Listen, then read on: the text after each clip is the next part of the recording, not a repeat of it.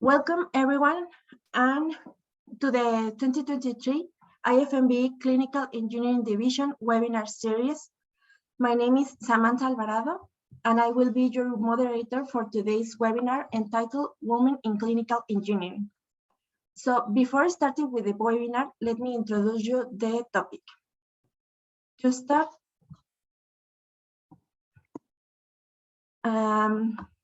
Clinical Engineering Division of the International Federation of Medical and Biological Engineering is a global federation of clinical engineers and allied professionals dedicated to the advancement and safe and effective medical technology design and deployment and management programs.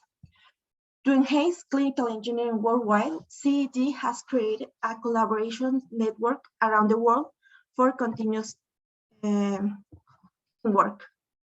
This network is formed by several collaborators around the 6 regions. So we have collaborators on the region of the Americas, the African region, the Eastern Mediterranean region, the Southeast Asian region, the Western Pacific region, and the European region. Together, we form a network of around 550 collaborators across more than 165 countries.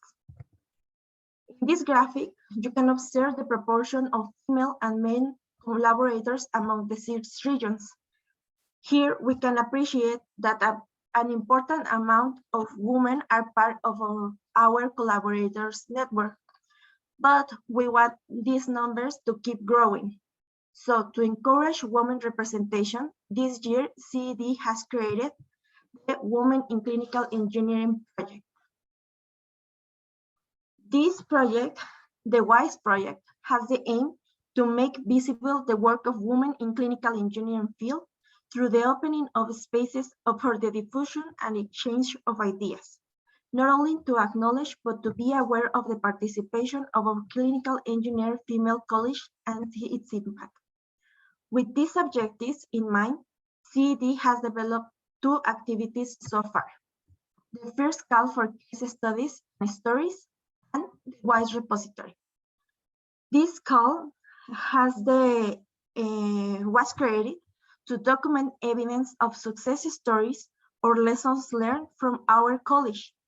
Here, a case study is an investigation of a problem that aims to examine the alternative solution and propose the most effective one using supportive evidence. On the other hand, the story is a freestyle document to share and celebrate the experiences and achievements of women in the field of clinical engineering, including any challenge facing and how to overcome them. The first call has a deadline of the 31st of March, but 2 additional calls will be released during the year. Meanwhile, the WISE repository aims to gather female contribution to the clinical engineering field to create a database that adds value to daily clinical engineering application. With these 2 activities, we also want to encourage the production of publications related to the clinical engineering field. Now, the repository, regarding the first call for case studies and stories, here you can see the contribution that we have received so far. We have received contributions from Argentina, Bangladesh, China, India, Italy, Mexico, Peru, Poland, and Saudi Arabia. Now, regarding the WISE project repository, in this table, you are seeing an example with the abstracts presented on the 4th edition of the International Clinical Engineering and Health Technology Management Congress, a biannual event organized by CED in partnership with other associations like the Global Clinical Engineering Alliance. The table gathers information of the abstracts that include at least 1 woman among the authors. Here in this part, we can see the woman author's name highlighted in bold letters. From this exercise, we found that from all the abstracts presented on the Congress, 31% of them have at least one woman among the authors. Now, this percentage corresponds to 76 abstracts written by a total of 206 authors, from which about 30% of them were women. Also, from these 76 abstracts, 16% of them were written by only one author, and almost 50% have only one woman among the authors of the abstract. The remaining percentage correspond to abstracts that have two or more women among the authors. Finally, another activity to support the WISE project is this webinar. In today's webinar, CED has the pleasure to host 3 international and inspiring women clinical engineers that will share their lessons learned, experiences, and knowledge in the field. They are very well recognized and distinguished professionals, and I assure you that today's times will be much valued. So the dynamic of the webinar will be as follows. First, each panelist will share their presentations, and we will save time in the end for some questions and answers. If you have a question, make sure to use the question and answer module located on your Zoom platform menu. The panelists will be answering them either live or on the same Q&A module. If you have a comment, please use the comment section. The webinar is being recorded and will be available on CED's website and YouTube channel 48 hours after this webinar ends. If you wish to interact with any of the panelists, they will place their LinkedIn URL before the webinar concludes, so you can contact them directly. Finally, please be sure to follow CED on social media for more webinars such as this one. Now, let us introduce our panelists. First, we have Dr. Marie-Ange Janvier.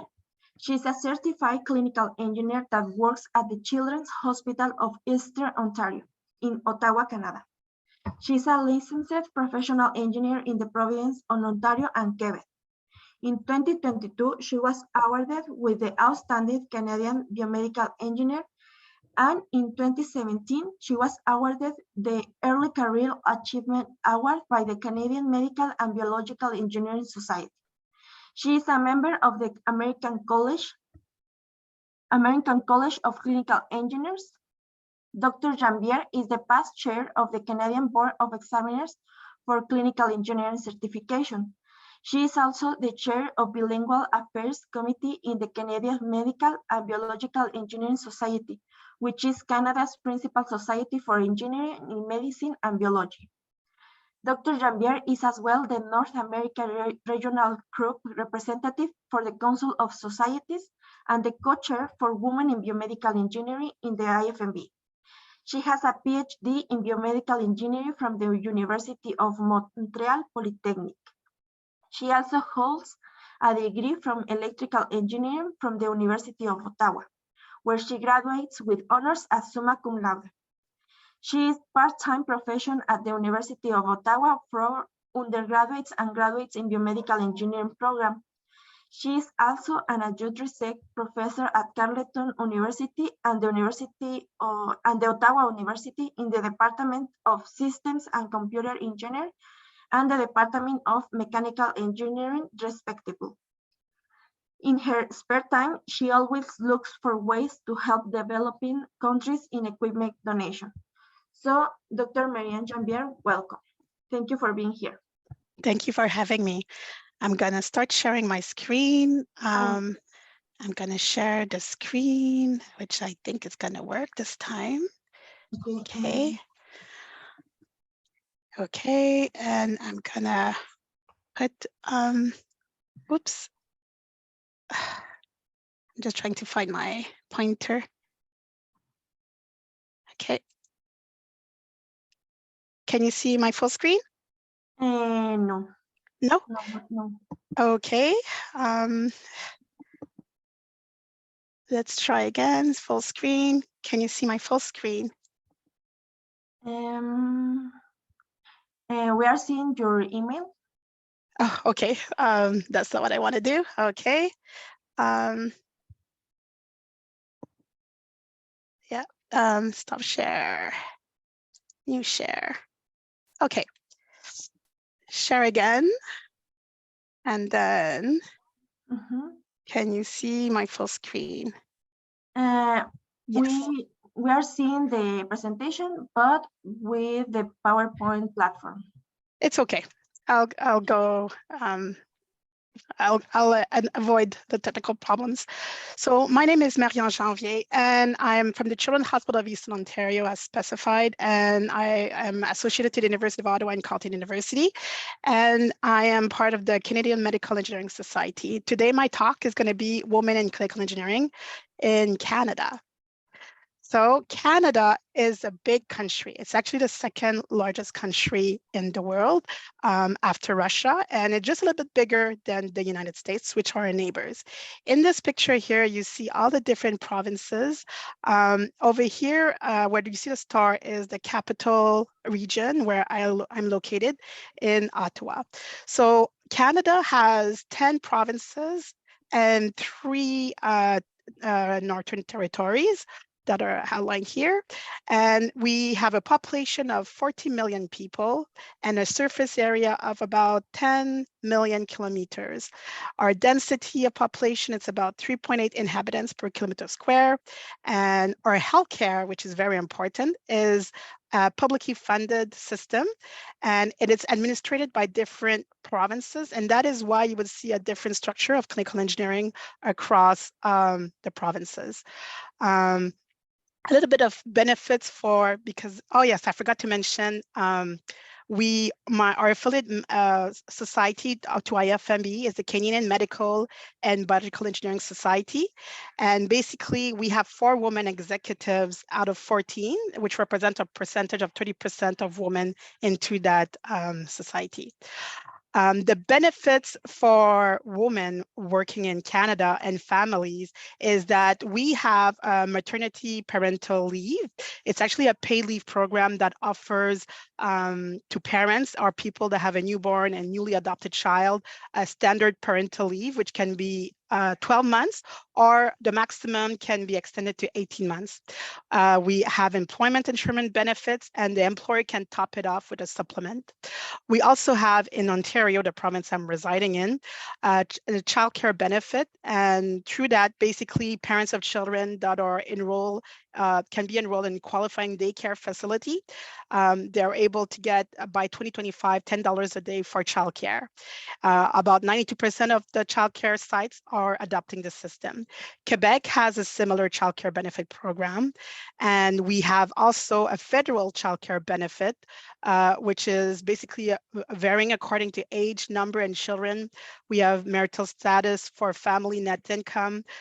We receive basically a tax-free monthly payment to families that help to the cost of raising children under 18 years of age. I thought this would be beneficial for you guys to know a bit about Canada, how we have laws and programs to support women, because women that are going to build families, because usually it's a barrier with working, usually to support women in the labor force.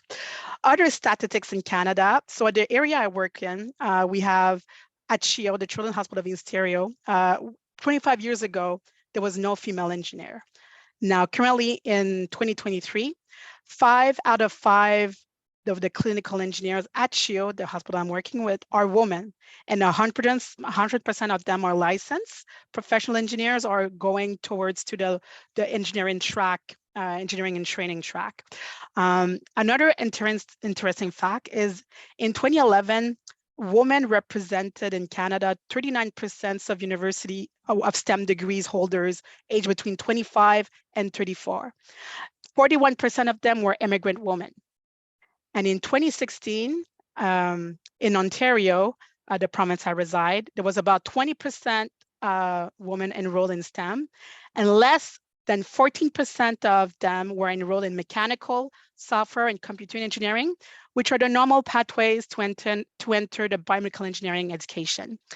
And in 2016, if we want to look at the workforce, 41.5% of male STEM graduates worked in STEM occupation compared to 22.5% of the female counterparts. And in Canada, to be called an engineer, you have to be part of provincial licensing body.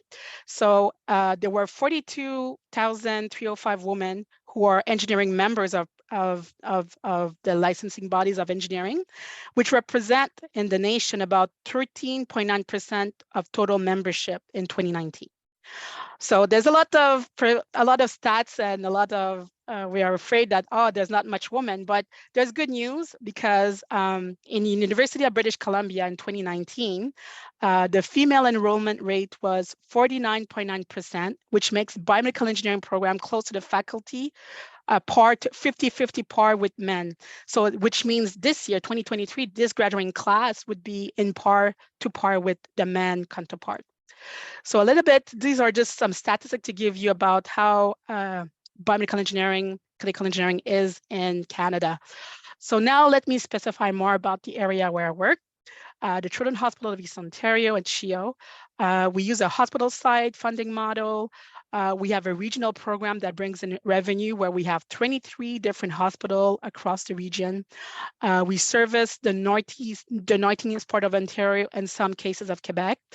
We have a high density of clinical engineers. Like I said, the model of clinical engineering is different across provinces, and Ottawa is very specific for the region of the CHEO has about 5 clinical engineers. You do not find that model everywhere, so we're leading into that phase, into that part. And we are affiliated with the university program with the University of Ottawa and the University of Carleton, the 2 universities in the local capital. And we have a clinical engineering program where we support and mentor students into that program, and we teach at university as well. We were the finalists of the 2013 ECRI Health Device Achievement Award, and we were the IFMBE-CED Clinical Engineering Division Award for the Teamwork Award in 2016. So we have a trend. We're getting known at the national, international level. So now a little bit about me, my experience as a clinical engineer. So as you stated, Samantha, yes, I do have a bachelor in electrical engineering and I do have a PhD in biomedical engineering, but I'm also licensed in both provinces to work as an engineer in the province of Quebec, the French-speaking province, and the province of Ontario where I reside. I am a certified clinical engineer in Canada, and my work experience in clinical engineering is from both provinces. I have experience working in Quebec, and I have experience working in Ontario at CHEO currently. And I have experience in academia, teaching and supervision of clinical engineering from both universities of Ottawa and Carleton University. And yes, I did use the benefits of maternity leave in Canada because I do have a child. And my volunteering advocacy, I am part of the Canadian Medical and Biomedical Engineering Society, which is a national society for biomedical engineering and clinical engineering. I'm part of the American College of Clinical Engineering. I'm a Canadian board examiner for the clinical engineering certification, and I'm the past chair. And IFMB, I play a lot of roles. So I'm the clinical engineering division. I'm a collaborator. I'm a North in the Council of Societies. I'm a North American representative, and I'm the co-chair for Women in Medical and Biological Engineering. I do equipment donation at CHEO, and I'm part of the equity division, inclusivity and ingenuity at CHEO, and I'm part of the research ethics board of Research Institute at CHEO.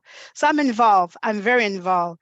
So when you ask me advice I give to women who want to develop a career in clinical engineering, I say it's very important to volunteer in national societies because that's how you meet people in your field that work in the same, that can give you some insight. You can find mentors in men and women that can be peers, that can be superiors, and that can be mentees. You can become a mentor as well, so you can learn from the young generation. I would encourage them as well to create a network. So how do you create a network? By going to these conferences, you are able to meet people of your peers, participate in webinars such as these one, you get to know more people working in the field, publish in journals or publications in your field, so that you become your skill set is getting known into the field, and you create a pathway for others to find out about the work that you do, and get certified or licensed. I think it's very important to get certified or licensed, because that's the way to advocate for your profession, and that's a way to support licensing bodies, and to give them credit, and as well to volunteer in these licensing bodies, because that's how clinical engineering becomes a standard and a well-known field, is if we participate in these credential bodies. And on a more personal level, I would say to choose your extended support wisely. If you want to have a career, it's very important to have a supportive partner or husband that allows you to be, to allow you to take those leaps and allows you to make those contributions. I would say as well, if you intend to develop a family and build a family, build also a village of support, either with family and friends or with paid support. Like, I'll give an example of myself. When I first became pregnant for my child, I decided, me and my husband, we decided together that we were going to live closer to my mother. So we bought a house closer to her. And I would encourage as well for young women to create a support, or older women as well, to create a support group to share experiences. We know everybody has different perspective. So having the opportunity to have having a network of people that have these kind of ideas, that share the similar experiences, it creates some strength and reinforcement for women to contribute and stay in the clinical engineering field. Suggestion to improve the visibility of women in clinical engineering. I would say it's important to advocate for women in clinical engineering by creating events geared for women. So the National Society I'm part, CMBS, we're doing with the sponsorship of IFMBE, we're creating a Women Luncheon, which is an event that men and women can come and hear women of different perspectives working in the field of biomedical engineering and clinical engineering share their experience, so that we can both learn from each other. Write and publish papers on women in clinical engineering. The only way that we can have history books or people talk about examples is if we contribute, like the Women in Clinical Engineering division is doing with the CED. If we contribute our stories and share them, they become a record and people can refer back to them. Promote women in clinical engineering. So awards geared to a woman to encourage more examples of women leading in the field. Recruit women to be in executive management positions. We need that voice in order for in order to change, to bring in change. We need the voice of women in order to be represented, and as well to provide a success pathway to other women who aspire to enter that field, to see a success path. And as well to retain, we need to promote a safe work environment for all. So we need to create that atmosphere with the executive, with the managers, in order to encourage women to stay in the field. And as well, we should profile women in clinical engineering. So we should have blog or newsletter or podcast for women in clinical engineering, so that it becomes the norm to have a woman in clinical engineering as a job, as a profession. And youth programs should promote women at the forefront, especially at the high school level, because that's where they make the decision of the career they want to do. And if they see a person that looks like them, they might be inspired to be, oh, I'm not too afraid to go into engineering because I see this woman in the program and it looks like a fun thing to do, and it seems achievable. And as well, have a social media presence. I see CDs doing a great work to do that, where we can be doing more, because that's the platform that the youth is using to communicate, and that's where you get them using the tools that they use to engage. And my last thing is, how can IFMBE-CED support you in acknowledging feminine work in clinical engineering? We have to help change the culture, environment of balancing family life. It's always a decision, even if Canada has a maternity leave, which is very good. It's not every country that has that. We need help to help the decision makers into the hiring process, or not to prevent women to advance into promotional roles as well when they take the maternity leave. So there's missed opportunities that occur during that period. So we need to add flexibility, add a change in how we balance a woman that wants to have a family, how it doesn't make a ceiling, glass ceiling for them in investment into their career. We need to support clinical engineering women working in national societies, because that's how there's not, we've seen we have 30% of women in our national society in Canada. So that makes a different voice, and that brings a different diversity in decision making. And we provide a voice for clinical engineers working in Canada. Thank you for the platform in order for me to voice as an example, some opinion of and some stats about what's going on as a woman in Canada, and acknowledge the leadership of women in advocacy. I think we have a lot of female leaders. I'm just a voice among many, and thank you very much for this talk. And that's it. Thank you very much. Thank you so much, Marie-Ange, for sharing all your experiences, and mainly all these amazing suggestions to improve the visibility of women in clinical engineering. Thank you so much for your presentation. Now we have with us engineer Millicent Alooh, HSC. She is a biomedical engineer currently working as the regional director of BMET implementation for NES 360, that is an international alliance united to end preventable newborn death in African hospitals. She also serves as the Honorary Secretary General for the Association of Medical Engineering of Kenya and a member of the Global Clinical Engineering Alliance. She is also a strategic advisor member of the Medical Devices at World Health Organization and a member of the Medical Devices Policy Review Committee at the Kenya Bureau of Standards. She has received the Kenyan Honorary Award known as Head of State Commendation for championing biomedical engineering support services in Kenya and beyond during COVID-19. Millicent has over 10 years of experience working as biomedical engineer in private hospitals in Kenya. Thank you so much, Millicent, for being here with us, and the floor is yours. Thank you so much, Samantha, and good evening, good morning, good afternoon, everyone. Allow me to share my screen.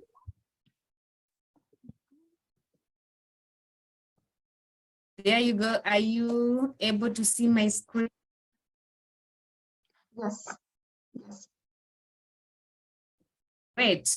Yeah, so my name is Millicent Alooh. I'm a biomedical engineer by profession, as has been said before, and I've worked for women in biomedical engineering in many perspectives. So I'll go dive in directly to my presentation today, and I will take us through clinical engineering in Kenya. In Kenya, we call it biomedical engineering or medical engineering, to be specific. And so I'll just take us through how is the awareness in this particular country. Kenya is a country in Africa, and I'll start us from very basic education level, that is at the secondary school level, whereby we have different people deciding at this point where to start choosing subjects in order to be able to know what particular career path you want to carry. So at this particular point of secondary level education, we realize that there's no much awareness of what clinical engineering or biomedical engineering is. So just about 10% of the people are aware of what biomedical engineering is. And so that really affects the choice of the subjects that they're actually picking in order to enable them be able to be the biomedical engineers. Going to pre-service education, where the biomedical engineering team are being trained at the tertiary level, we have very few ladies being admitted to take the biomedical engineering courses. And why? Because there's no much awareness at the secondary level, and most people fear engineering, and some people also feel that, especially ladies, the people don't understand exactly what is clinical engineering. And so you realize only 30% of female, about 30% of female are admitted to study biomedical engineering at different levels.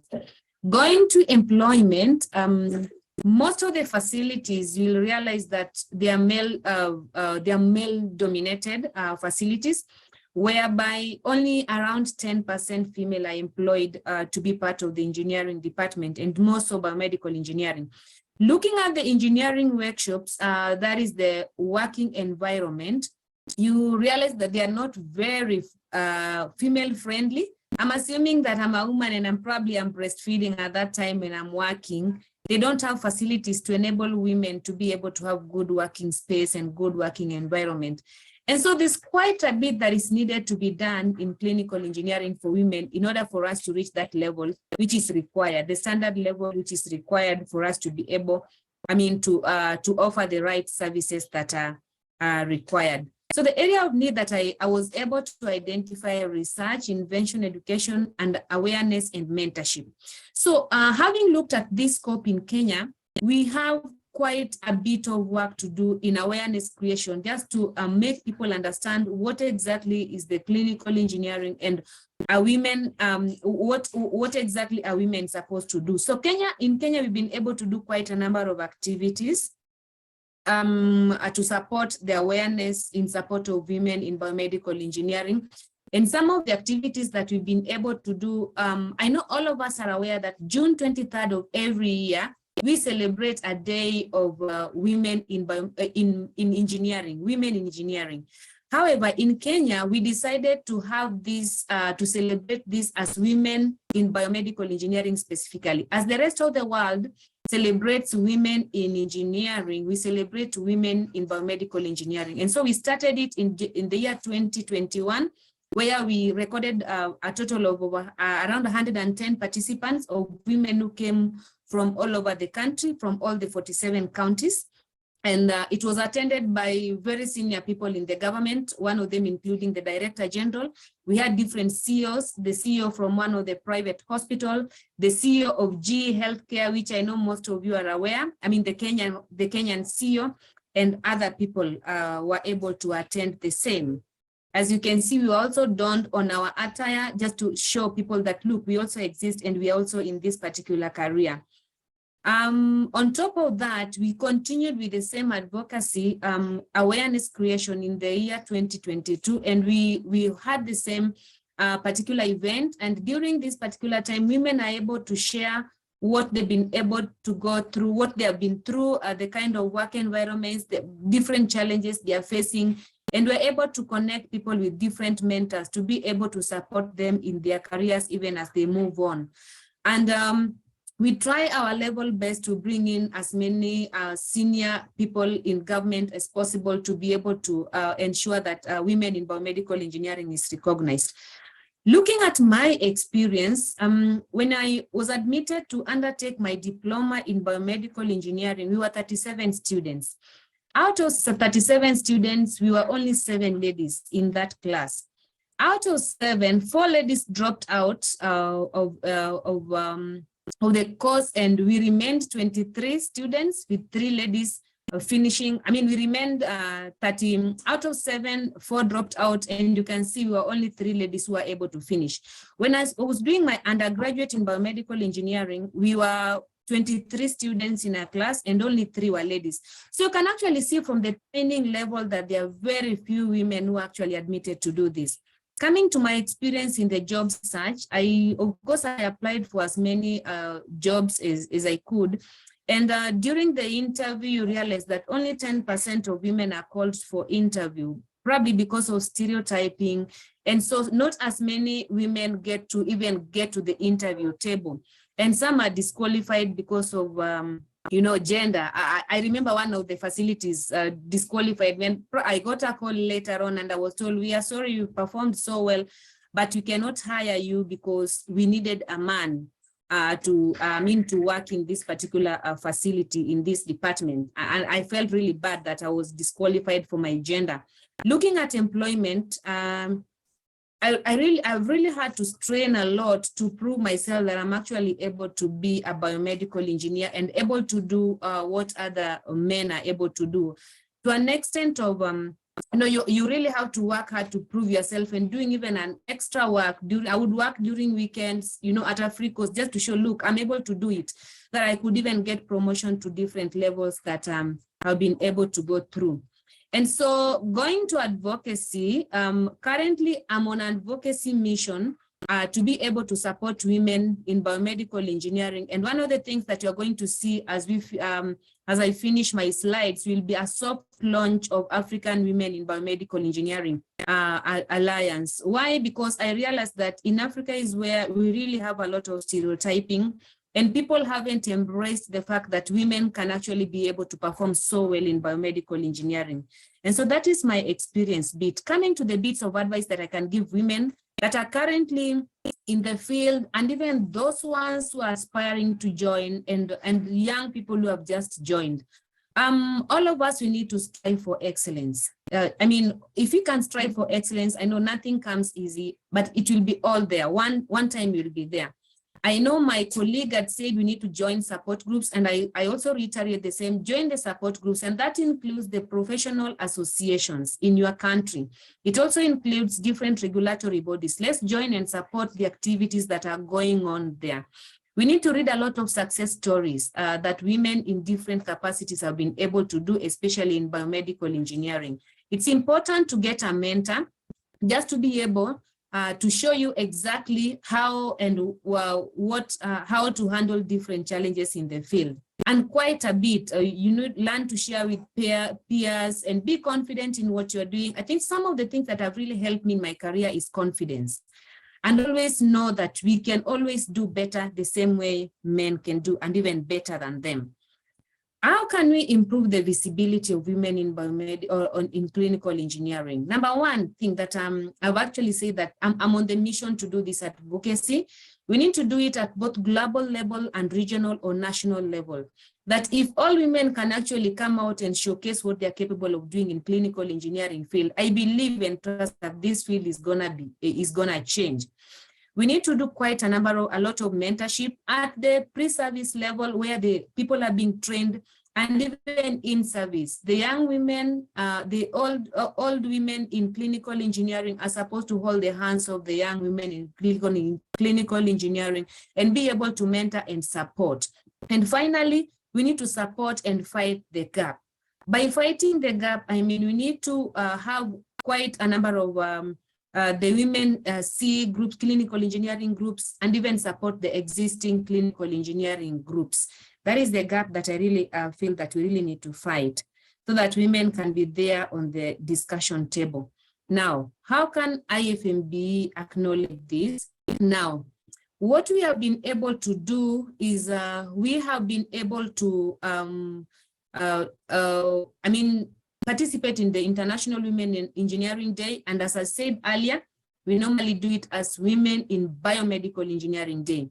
One of the things that I've said we are launching, and the launch is tomorrow, and I'm requesting a number of us to women, all the women, this is specifically for women. I'll request women to join. This is African Women in Biomedical Engineering Alliance. I will be there with the three of my colleagues, that is Dr. Madzi, and then we're also having Engineer Ginika joining us just to launch a soft launch to be able to showcase what exactly we want to do in Africa to uplift this noble profession of biomedical engineering, especially in support of women. Now, what are some of the advocacies that I've been able to do as an individual? Quite a number of times I'd be called in different, I joined different local TV stations to be able to talk about biomedical engineering in the capacity of the Secretary General of the Association of Medical Engineering of Kenya.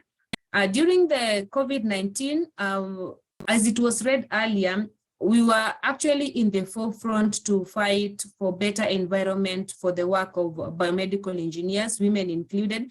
And I was able to be featured among the men. As you can see, all were men apart from me among the COVID-19 heroes. These were all doctors apart from one biomedical engineer in the entire country. So again, I've also been able to talk about women and leadership, and that one I'm talking about clinical engineering. Of course, some more there. I was also nominated as the Star of the Year because of the work that I've been able to do in the biomedical or rather clinical engineering field. And thank you so much for listening. Over. Thank you so much, Millicent, for your presentation. It is truly inspired on your advocacy activities and also all these bits of advice to develop a career in the clinical engineering field. So thank you so much. And last but not least, we have with us engineer Francine Umutesi. She is a biomedical engineer currently working as the manager of the medical technology division at Rwanda Biomedical Center, an implementing agency of the Rwanda Minister of Health. She works as a specialist in healthcare technology management, clinical engineering, healthcare designs, programming and projects management, system for data exchange between healthcare facilities, implementing healthcare system strengthening programs, as well as oxygen production and distribution system strengthening. She also served as the board chair of Rwanda Association of Medical Engineers, a member of the National Council Board of the Rwanda Health Alliance Professionals Council, a member of the Clinical Engineering Division of the IFMBE, a member of the IFMBE Africa, and a board member of the Rwanda Public Health Bulletin. So welcome, Francine Umutesi, and the floor is yours.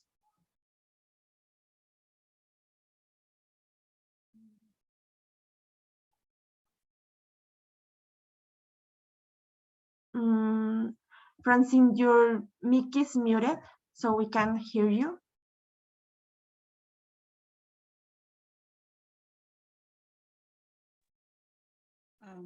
Thank you so much, Samantha, and thank you for this opportunity to present about clinical engineering. Can you see my screen? Yes. I am a bit outside Kigali, and I hope the connection will be okay. So I also wanted to start sharing how our health sector is organized to better show you the contribution of biomedical engineers, especially women. So the Rwandan health sector is organized in a pyramid.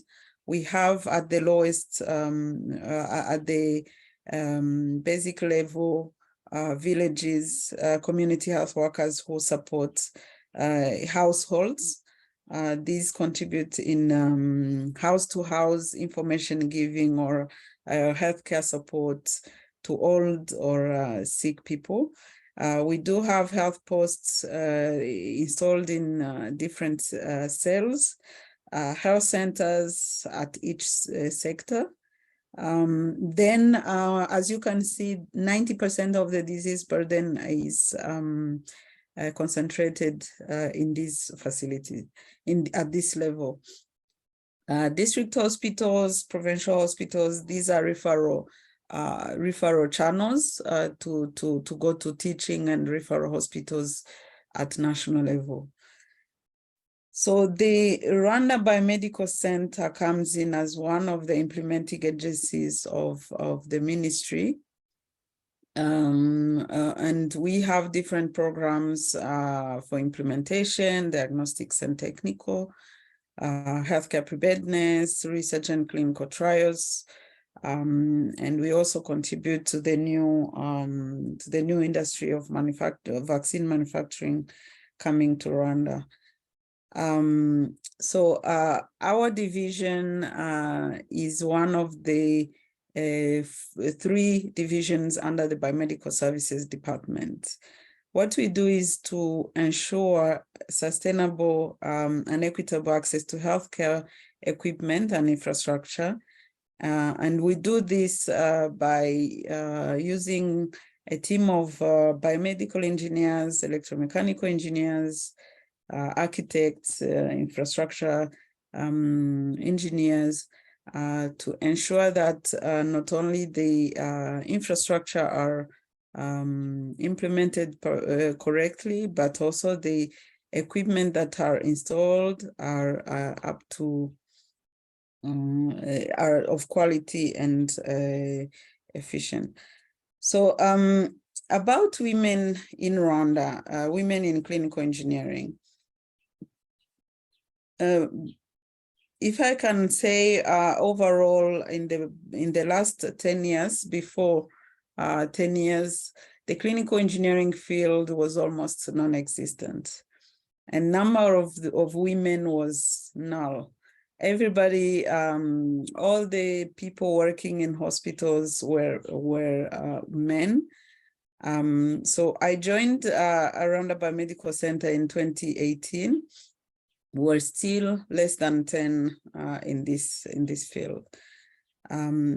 Lucky enough, we have 2 institutions that were established, and we started seeing a lot of women graduating from the IPRC, the Integrated Polytechnic Regional College, which trains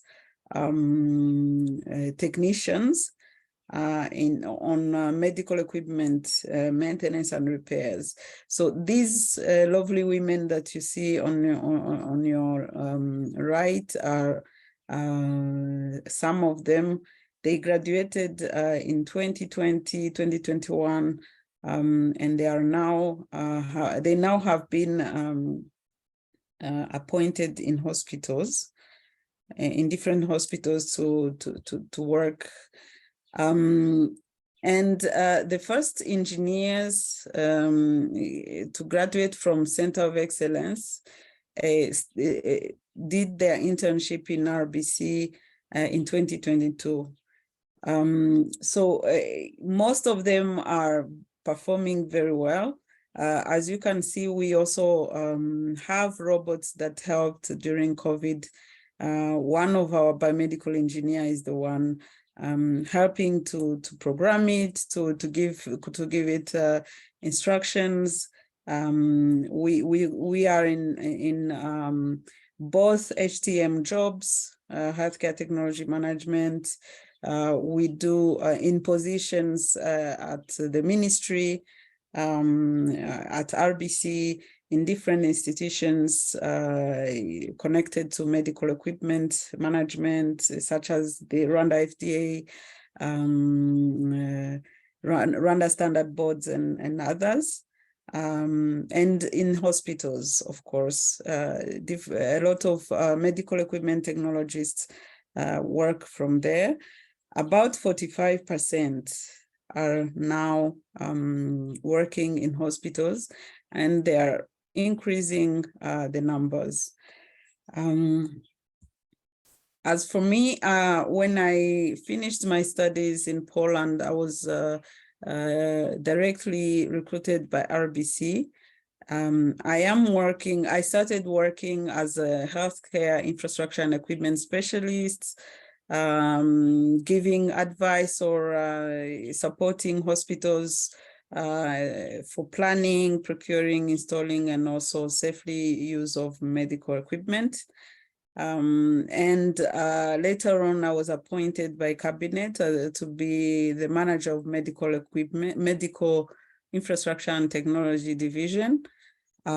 So working with a team of biomedical engineers, electromechanical, architect, infrastructure engineers, it has a lot of interests. Sometimes my kids don't believe how I'm very happy to go to work every morning. And I tell them every day that when you are passionate and when you love what you do, when you are interested by what you do, when you want to improve and care for others in the way that we do as biomedical engineers, you feel happy, you feel great going to work in the morning. So in my team, we have already 3 biomedical engineers, women, who are working with us at central level. But we really are working towards getting more in this field. I get get asked to talk to these people studying in the Center of Excellence in Biomedical Engineering.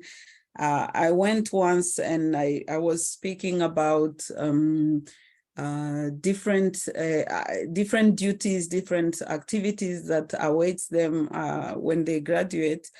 And they were all very amazed. They thought biomedical engineering was, I don't know, one thing, but they found that we have very different ways to approach this field. Whether you finish school and you become an industrial engineer, or you finish school and you become a hospital engineer, or perhaps a manager. So this is what interests me.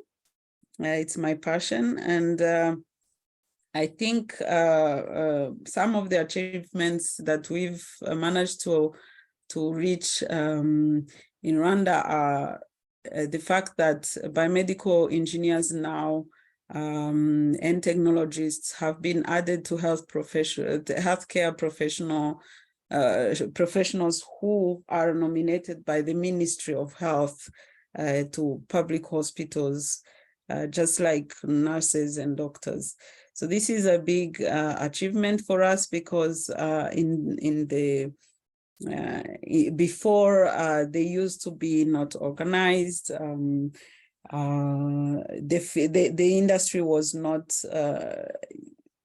recognized, like my colleagues have mentioned. But we like how we've created awareness. We've interested our leaders. Most of our leaders at the ministry, even at the highest level, have understood the importance of biomedical engineering. And if I can add one thing, is that Rwanda is striving to become a medical tourism destination in a few years. Most of the women biomedical engineers are being, of course, men as well, being trained to match that that development. And I am very confident that women will continue to shine. In Rwanda, we have the highest number of women, I think, in the world, in the parliament. So we will strive to become also the highest in this field. And yeah, I thank you all for your attention, and ask that we continue to work towards creating awareness and continuing to build each other up. Thank you. Thank you so much, Francine, for sharing all your amazing work at the Rwanda Biomedical Center. And let's pass to the Q&A section. Here we have a question from Laura Rojas for Millicent. It says, really insightful and impressive your pathway, Millicent. What was your main motivation to join to the STAG MEDEV at World Health Organization?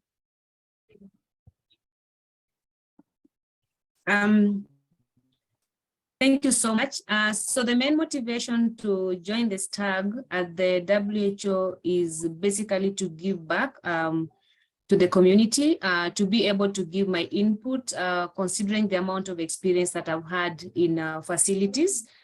Currently, I don't work in a facility, but I support so many other facilities. So having worked in different facilities across the country, I felt this is the best and the good time to be able to help advise WHO in regards to medical devices in different aspects. So that is my drive, to give back to the community, because WHO encompasses everything, especially when it comes to medical devices, and we want to strengthen and just to ensure that whatever comes out there comes out of experience that people have actually had and shared out. Thank you. Yeah. Thank you, Millicent. And here we have a question for Fabiola Martinez, and it says, Thank you for sharing your experiences and advices. Can you comment on your experiences as biomedical clinical engineer student? Was it hard to deal with the specific requirements that this kind of profession demands? How about the placement environment? Congratulations. I think this question is for the three of all. So who wants to start? Yeah, I can say for me in Canada, I never encountered any harsh environment. If so, it was not, it did not deter me from pursuing that profession. It actually encouraged me. But then again, I'm not the type looking for discrimination or injustice. I'm just looking forward to see how I can make an impact and progress into that field and follow my passion.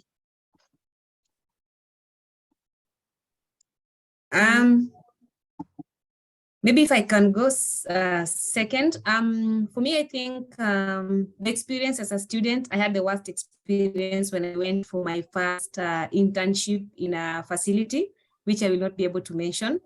The first place they took us was a morgue, and it was a public mortuary which had so many bodies that had actually been there for quite some time. And apparently the cold room wasn't working. And so one of the things that we were told is to actually go there and climb, up where the cold room is, the compressor, and we'll be able to find out what exactly that was. And so for me, that was the worst experience, because I was imagining, is this what I'm going to experience when I go to the field? For men, they were easy because even the ladder we were using to climb up there was kind of crooked, and I was shaking going up there. And we were told the moment you shake and slide, you're gonna fall on the bodies. So I really had to balance myself, considering I'm a lady and nobody's pushing you or rather supporting you down there. You have to climb and go up to find what the problem is with the compressor. So it was challenging my experience as a student. And even when I joined the internship in different hospitals after that particular first experience, it was a little bit difficult because men, they are good, the men are very good, but they're not considerate. At times they are very heavy, like you're told to push cylinders around, medical oxygen cylinder. And they are very heavy, and you're like, I cannot push this in a trolley. And they don't feel, you're like, why did you do the course if you can't push a cylinder trolley? So yes, we had quite a bit of challenges, but we were able to strive on, and determination, and just hoping that things are gonna be okay, and knowing that I will one day be there. Yes, that is how we were able to. Thank you. Over, Francine. Thank you so much, Millicent. Thank you, Fabiola, for your question. For me, it was a bit hard as well. We don't have, but we didn't have this program in Rwanda, so I had to go to study in Poland. At the time, I had to leave my two toddlers back home. So it was difficult as a woman to go to school, leaving your kids, leaving your family. But I was lucky to find a very accommodating, very welcoming faculty. I had really nice colleagues where we would work together. In my internship at the university teaching hospital in Poland, they were very surprised to see a Black student coming in the. I was working on imaging systems for data exchange between healthcare units, but specifically for imaging departments. And patients were very, very surprised to see a Black person going around asking, taking pictures and talking to them, showing them how the machine is, what will be the outcome by this or that operation. And yeah, it was very interesting for me, but the heart of a living family was still there. Thank you. Thank you so much, Francine. And I think we have another question. Is from Kalia Aloran Krichlow. Thanks all for sharing. This question is for everyone. What advice would you give to a young female who wants to be more proactive at work, but the male trainer does most of the work and sees her as incompetent?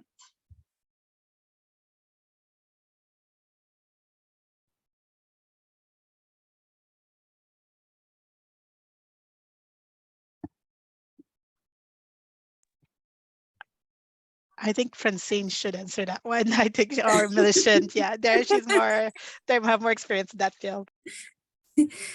Yes. Okay. Yeah. If I can say, maybe what we need to do is to focus more positively on the positive side. At times it can be so frustrating that the male wants to do everything. You can also talk it out.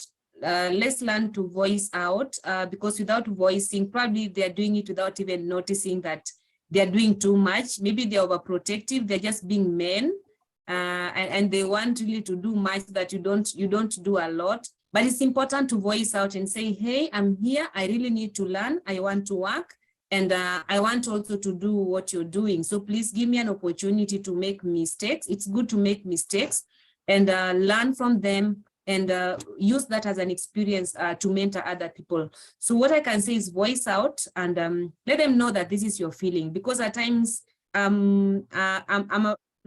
support male, and I've had very good working relationships with them, because I've been leading engineering departments, and majority of them, it's always 90% male.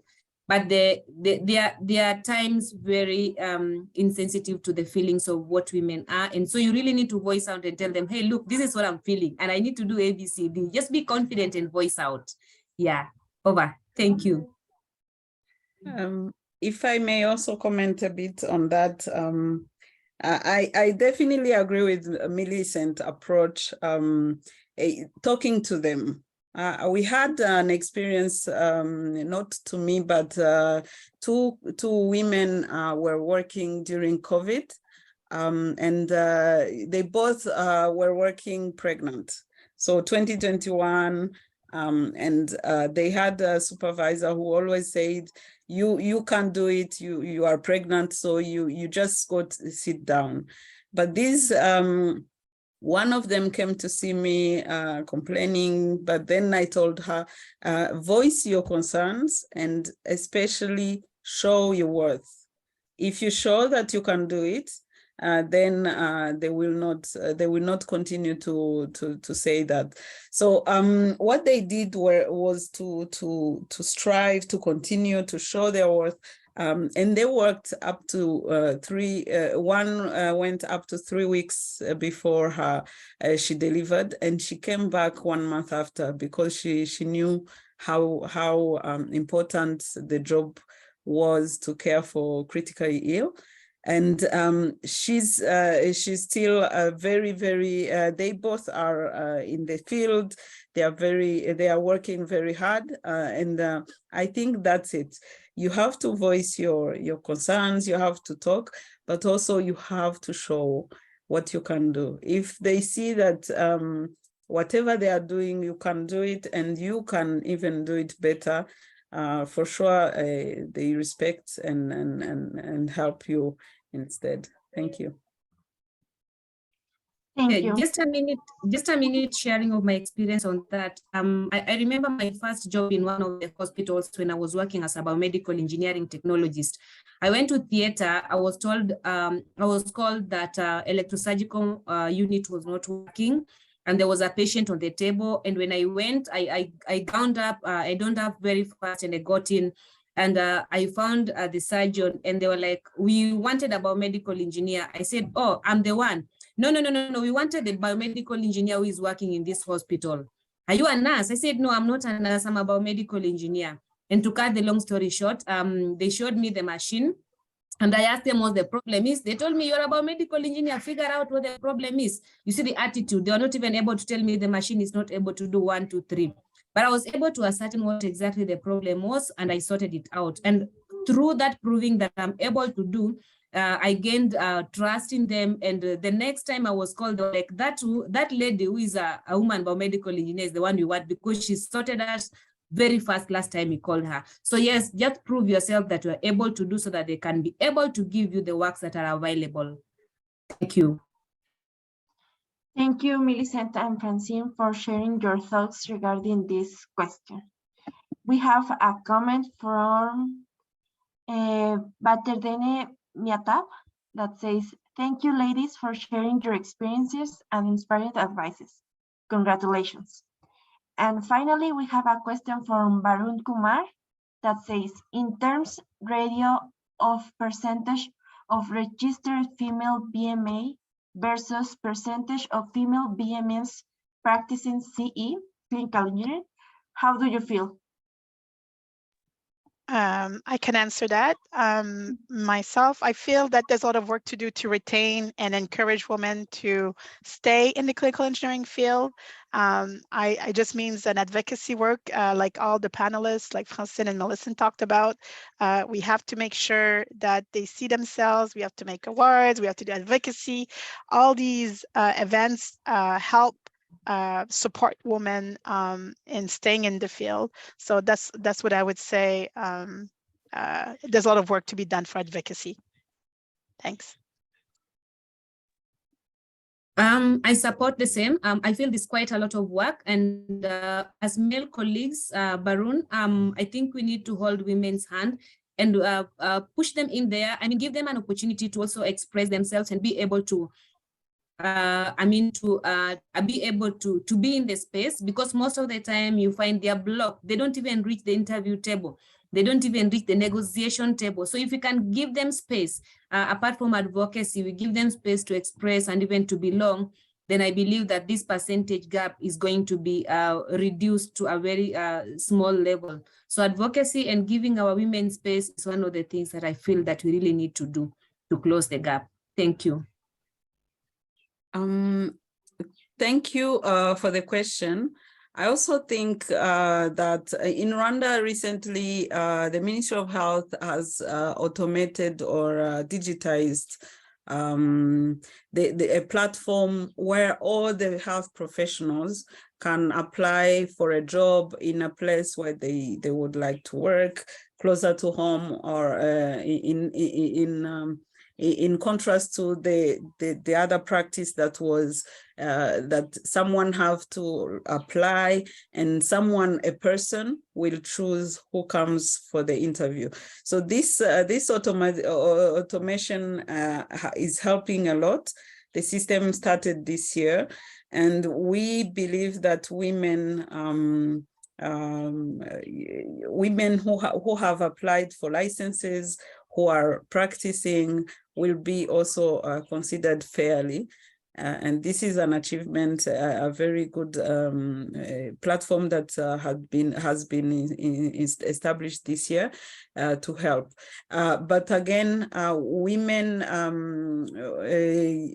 like my colleague Marie-Ange was saying, women need encouragement or incentives.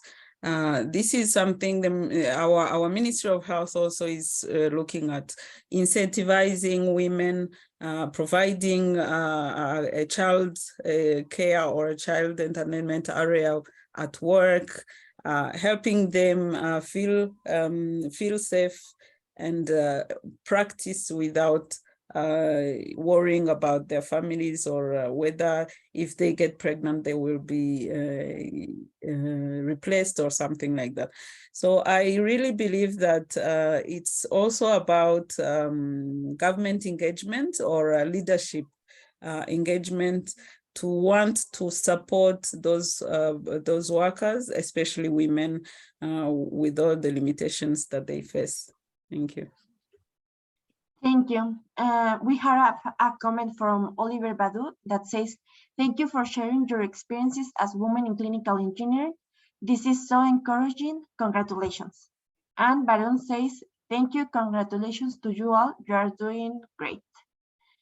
And finally, we have an assistant with her hand raised, is Rosa Maria Weiss. Do you want to say something?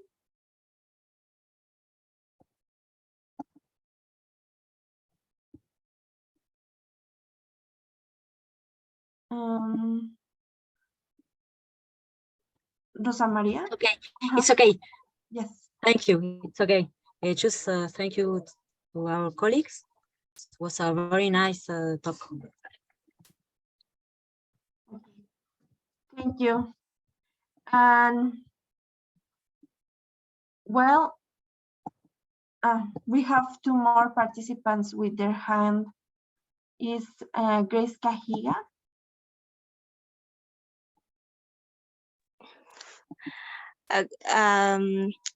I greet you all. My name is Grace Cajiga. I appreciate for this forum. I'm from Kenya. I also have a lot of experience in the hospital, in the private sector.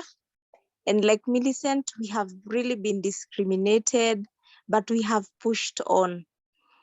I would love to also appreciate the effort of bringing together this Zoom meeting, because it has opened a forum even for the juniors. So I think one of the comments I had made is, I think it's also something to think about, to have awards, like we form awards, and then those awards, we will have trainings and just create awareness, because I feel like the Architecture Association of Kenya, that's what they have done. They create awareness through awards.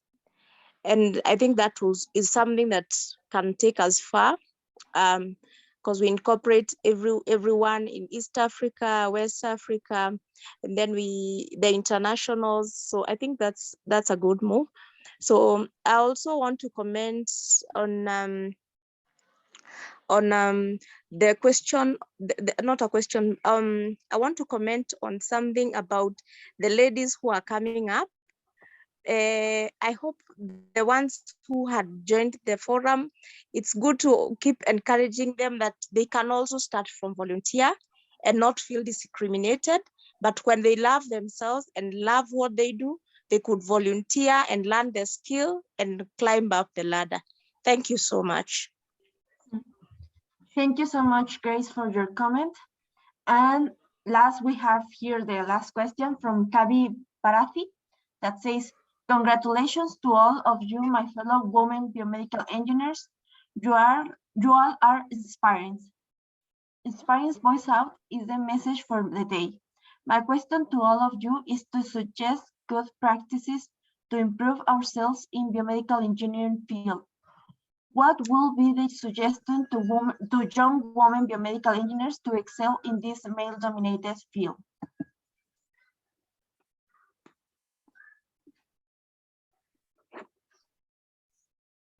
Maybe I can go first. So one of the things that we've put most of them in the PowerPoint presentations that we had. And one of the things that we actually put there is, number one, please tag yourself along a professional body so that you're able to meet as many people as possible to increase your network bandwidth. Apart from that, get attached to a mentor within your country or within your region to be able to share with the challenges, because some of the challenges that people are currently passing through, some of us have passed through, and even people probably who are ahead of us had passed through them earlier. So we've given quite a lot of nuggets on what we can do as women in biomedical engineers to shine in this field.